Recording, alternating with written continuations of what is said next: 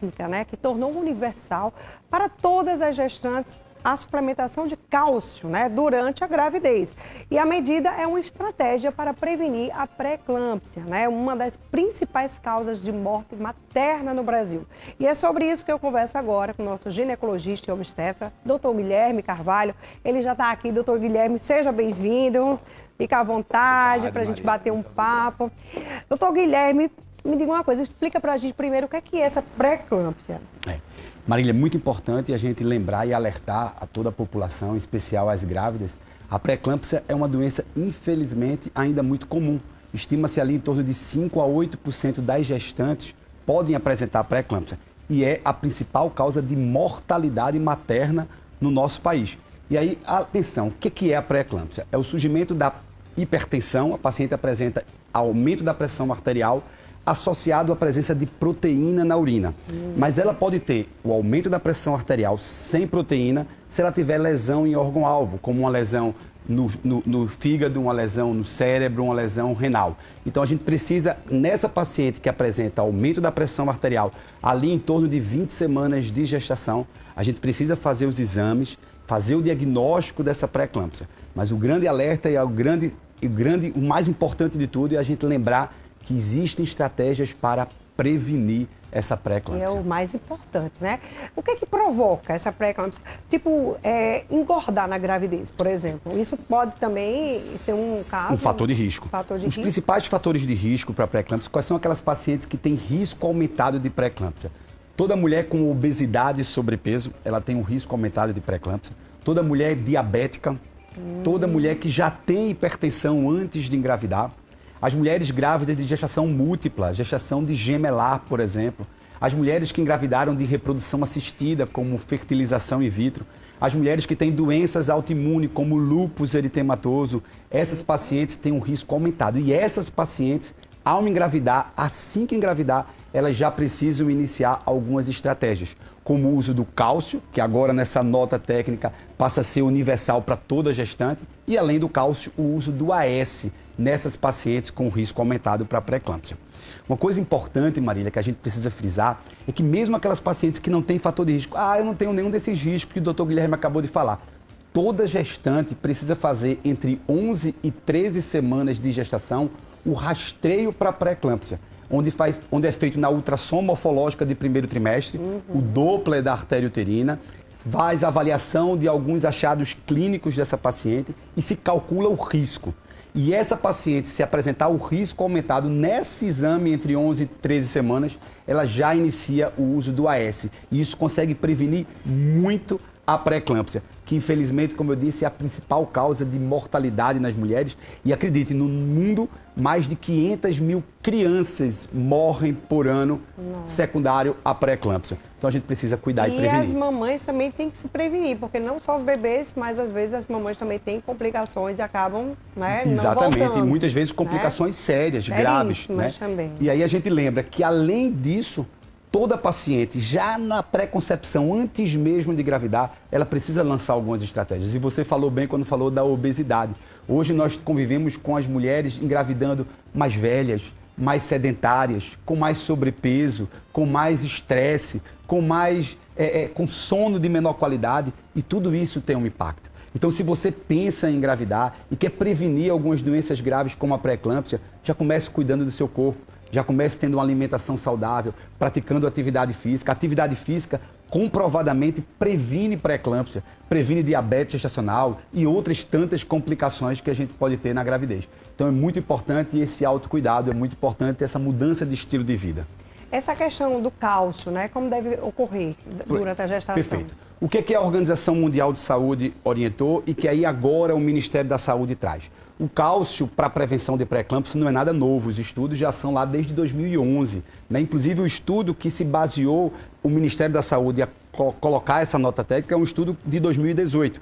Os estudos comprovaram, com nível de evidência robusto, que as pacientes, quando utilizam cálcio na gravidez, quando têm uma suplementação de cálcio, elas têm um risco menor de pré-eclâmpsia, mas também vai ter um risco menor de prematuridade, um risco menor de mortalidade materna e de complicações tanto para a mãe quanto para o bebê.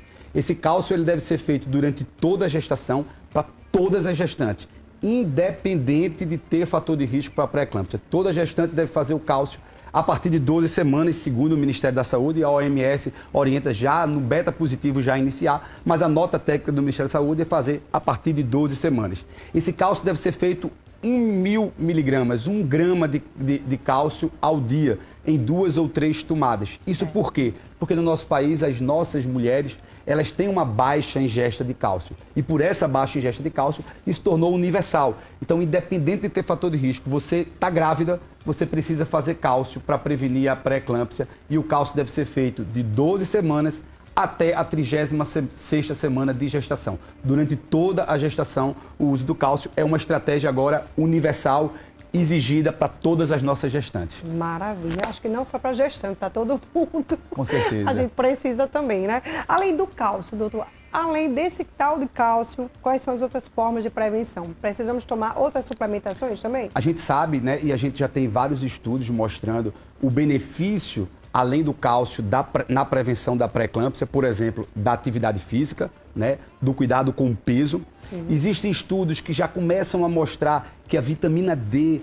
pode auxiliar na prevenção também da pré-eclâmpsia, né, da prematuridade. Então, existem alguns outros suplementos que, claro, a gente precisa de mais estudos, né, de estudos mais robustos para dizer isso com veemência que vai ter realmente um resultado. Mas os estudos já têm mostrado a importância da suplementação da vitamina D, do metilfolato, do ferro, da vitamina B12. E aí a gente alerta até para um tema que eu já vim aqui uma vez, né, que foi conversar sobre gestação de 12 meses, a necessidade da pré-concepção, da preparação. Então, todo aquele casal que pensa, que sonha em engravidar, precisa lembrar que a gravidez não deve começar quando o teste dá positivo. A gravidez deve começar no sonho. A partir do momento que você sonha, que você deseja ali, já tem uma série de estratégias que você precisa ter para prevenir complicações, como a própria pré-eclâmpsia. E lembrar, existem doenças que são preveníveis e que a gente pode prevenir. A pré-eclâmpsia é uma doença que existem estratégias que são lançadas na pré-concepção e durante a gravidez e que vão sim prevenir você de ter. Então precisa de cuidado, precisa de um pré-natal com muita responsabilidade, de um pré-natal atualizado, de um profissional que busque realmente proporcionar para você o que tem de melhor, o que tem de mais moderno e o que tem realmente comprovação científica para trazer benefício para você e para o seu bebê. Doutor, quais são as sequelas, né, da pré-eclâmpsia no bebê? Bebê, vamos lá, o bebê nasceu, né, tudo certinho, mas e aí? Tem algumas sequelas? O primeiro dado, Marília, o mais relevante de todos, é que a pré-eclâmpsia é a principal causa de prematuridade eletiva. Aquela paciente que precisa tirar o bebê antes de 37 semanas, né? Porque se não tirar, esse bebê corre o risco de morrer na barriga. Então, a pré-eclâmpsia está muito associado à prematuridade. E a prematuridade traz uma série de sequelas. A prematuridade pode levar esse bebezinho a ter uma paralisia cerebral, a ter surdez, a ter cegueira, a ter déficits cognitivos, a ter alterações respiratórias, infecção, sepse neonatal, até o óbito fetal. O bebê morrer na barriga ou morrer nos primeiros dias de vida.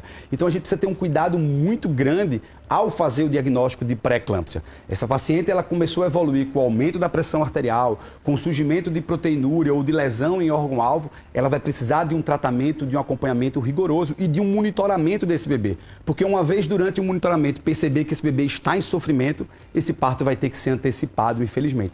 Então, consequências graves para esse bebê podem acontecer e por isso a gente precisa prevenir e quando não conseguir prevenir, fazer o tratamento efetivo, correto, para evitar as complicações. Tem cura? Pode ser curada assim a pré-eclâmpsia pós-parto? É muito interessante a sua pergunta, até porque a gente fica imaginando, mas é pressão alta e pressão alta. A gente precisa lembrar primeiro que a grávida, fisiologicamente, a pressão é para estar mais baixa. Como é que é a pressão de uma gestante? É 9/6, é 8/5, é 10/6, é sempre uma pressãozinha baixa. Isso é o fisiológico da gestação. A pré-eclâmpsia é uma doença placentária. Eu não sei se eu tenho tempo, mas eu queria um minutinho para explicar isso aqui. Quando começa a gravidez, que o bebê implanta no endométrio, esse endométrio, ele precisa suprir, essa mãe precisa suprir esse bebê que está se desenvolvendo com um aporte de sangue, com um aporte de oxigênio e de nutrientes. Para isso, esses vasos precisam estar preparados. Então, nesse momento, corre o processo chamado de placentação. Esses vasos, eles começam a aumentar seu calibre, a ficar mais dilatados para conseguir suprimir a demanda que esse bebê vai tendo. Se essa placentação acontece de forma errada, acontece de forma equivocada, surgirá a pré-eclâmpsia. Esse bebezinho vai ter restrição de crescimento, ele fica pequeno, fica restrito. É um bebê que está ali com 38 semanas, que era para estar pesando 3 quilos, está pesando 2,1 kg, 2,2 kg. Aquele bebezinho que nasceu com 2 quilos, bem pequenininho. E essa restrição de crescimento é por uma insuficiência placentária. E essa insuficiência placentária aconteceu lá no comecinho da gravidez, quando essa placentação não ocorreu de forma correta. Então, em geral, a pré-eclâmpsia, ela desaparece, ela some nos primeiros dias após o parto. Pode haver pré-eclâmpsia e até a eclâmpsia no pós-parto? Sim.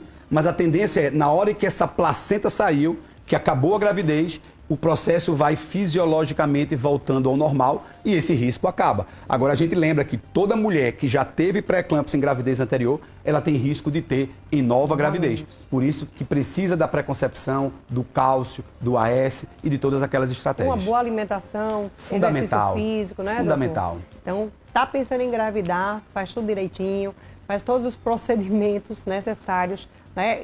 E o pré-natal é importante demais. É fundamental. É ali que você descobre se o bebê está bem, se o bebê tem alguma doença, se vai nascer com alguma malformação, né, doutor? Então, assim, é muito importante que você faça o pré-natal, um pré-natal bem feito, né? Com alguém da sua confiança, claro. Viu? Muito obrigada, doutor Guilherme, por ter vindo aqui novamente no nosso programa. Obrigada, viu? Obrigado você por esse espaço e por estar sempre proporcionando esse espaço para a população, porque esse é o grande papel da gente aqui, levar a informação e ajudar as pessoas que estão nos assistindo. Maravilha. Um dia desse nasceu um bebezão, hein? Grande, você viu? Foi. Né? Mais quase de 4 6 quilos. E ali, provavelmente, uma diabetes gestacional, que é um outro tema interessante, Marília, para a gente trazer depois. É, grandão, viu? Depois eu quero saber um pouquinho mais sobre isso, viu, doutor? A gente conversa no próximo. Eu vou para um intervalo bem rapidinho, gente. Eu volto já. Não sai daí, não.